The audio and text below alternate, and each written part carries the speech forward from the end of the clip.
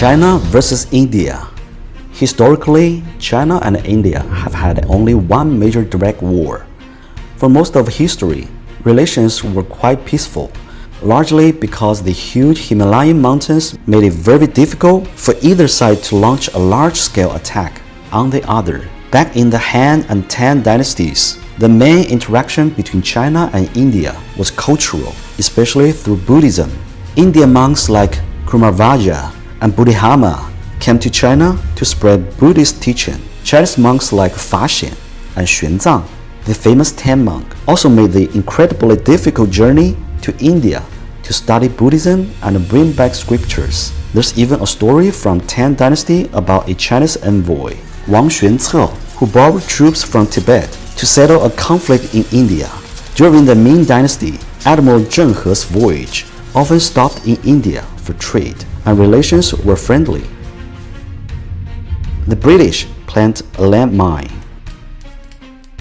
The big problem started when the British ruled India.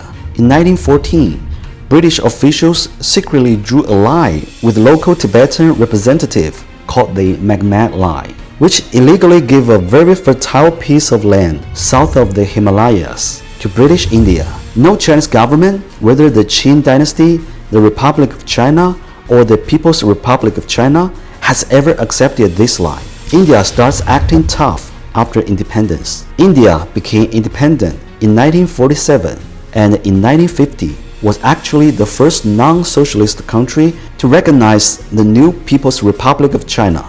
But soon, India started copying the old British tactics. From 1951 onward, they slowly moved troops north, creeping into areas south of the Magma Line and setting up posts in the western Aksai Chin region. This was their forward policy, a slow land grab. The Tibet issue adds fuel to the fire. In 1959, the Dalai Lama fled to India. India's Prime Minister Nehru not only gave him shelter but also publicly supported his cause. India then made huge territorial demands, asking for 19,000 square kilometers in the east and 32,000 square kilometers in the west. This was impossible for China to accept. India thought China was weak. Why was India so confident? They believed China was vulnerable. The country was dealing with the famine.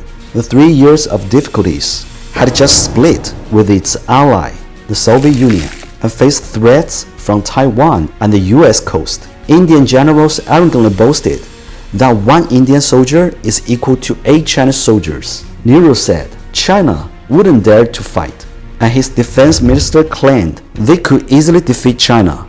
The US and USSR, wanting to pressure China, also supplied India with weapons, making India feel even more powerful. In October 1962, Nehru gave orders to clear Chinese troops from the border. Later on October 17th, Indian troops shelled a Chinese post. Chinese Chairman Mao decided enough was enough, famously stating, "If we don't fight back now, we're not being good friends. The diplomatic efforts are exhausted. It's time to fight now." The last straw. The PLA's lightning victory. Phase 1. October 20 to 28th. A quick, sharp blow. Eastern Front. About 10,000 Chinese troops surrounded and wiped out India's elite 7th Brigade in the Kejelang River Valley, even capturing its commander, Brigadier Dalvi. They recaptured Taiwan. They recaptured the area by October 25th. Western Front. Aksai Chin. Chinese forces cleared out 37 Indian military posts around the Pangong Lake area. China offers peace. India refuses. Just a few days into the fighting, October 24th, China announced a ceasefire and called for talks. India, stunned by the defeat, refused. Phase 2. A deeper push to make a point. November 16th to 21st. Eastern Front. The PLA executed brilliant tactical maneuvers, splitting and defeating 3 Indian brigades. A heroic 3-man team led by Pang Guoxin advanced 15 km behind enemy lines and took out 2 artillery positions on their own.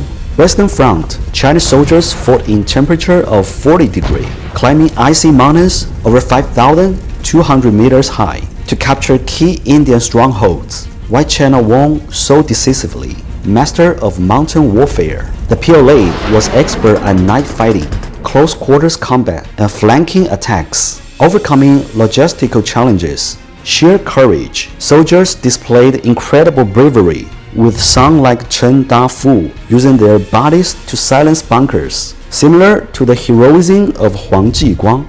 Better leadership, Chinese commanders were experienced veterans. The India commander, Lieutenant General B.M. Cowell, was a political appointee with no real battle experience, who allegedly feigned illness and retreated to Delhi to command from his bed. Casualties.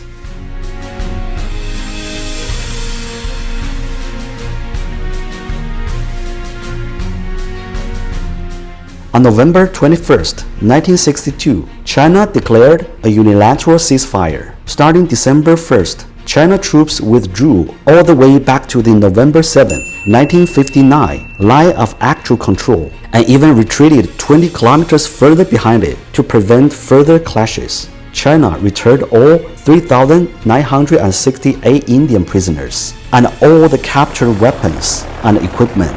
This move demonstrated China's desire for peace to the whole world. This war for China it secured the control of strategically vital region in the West. It broke the encirclement of world powers like the United States, like Soviet Union, and it won the respect of the world. But this war for India was a massive national humiliation.